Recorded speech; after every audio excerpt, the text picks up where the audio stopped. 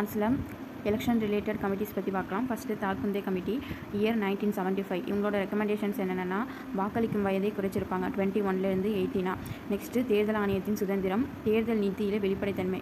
So இதெல்லாம் அவங்க recommend பண்ணியிருப்பாங்க. Next Dinesh Goswami committee year 1990. இவங்களோட ரெக்கமெண்டேஷன்ஸ் மின்னணு வாக்குப்பதிவு இயந்திரங்களை கொண்டு வர்றது, வாக்காளர் அடையாள அட்டை அறிமுகம் பண்ணுறது, தேர்தல் நிதியில் வெளிப்படைத்தன்மை. இதெல்லாம் இந்த கமிட்டியோட ரெக்கமெண்டேஷன்ஸ். நெக்ஸ்ட்டு இந்திரஜித் குப்தா குழு 1998.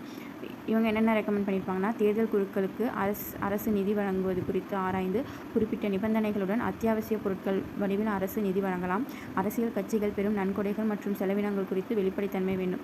ஸோ எலெக்ஷனுக்கான ஃபண்ட்ஸ் பற்றி பேசுகிறது தான் இந்திரஜித் குப்தா கமிட்டி. நெக்ஸ்ட்டு சட்ட ஆணையத்தின் அறிக்கைகள் இயர் 1999, 2014, 2015. இதில் என்ன சொல்லியிருக்காங்கன்னா, குற்றவாளிகள் தேர்தலில் போட்டியிடுவதை தடுத்தல், தேர்தல் ஆணையத்திற்கு அதிக அதிகாரம், மக்களவை மற்றும் மாநில சட்டமன்றங்களுக்கு ஒரே நேரத்தில் தேர்தல் நடத்துவது. இதெல்லாம் சட்ட ஆணையம் ரெக்கமெண்ட் பண்ணியிருக்காங்க. போரா குழு 1993. அரசியல்வாதிகள் குற்றவாளிகள் தொடர்புகளை அம்பலப்படுத்தி தேர்தல் குற்றமயமாக்கலின் அபாயத்தை உணர்த்தியது. இரண்டாவது நிர்வாக சீர்திருத்த ஆணையம் 2007. இதில் என்ன சொல்லியிருக்காங்கன்னா, நிர்வாகத்தில் நேர்மையுடன் தேர்தல் தொடர்பான அதிகாரிகளின் இடமாற்றம் மற்றும் நிதி வெளிப்படைத்தன்மை. ஸோ இடமாற்றம் மற்றும் நிதியோட வெளிப்படைத்தன்மை. நெக்ஸ்ட்டு கோர் குழு 2010. இதில் தேர்தல் சீர்திருத்தங்கள் குறித்த விவாதங்களை ஒருங்கிணைத்து பரிந்துரைகளை தொகுக்க உதவியது. Okay, thank you.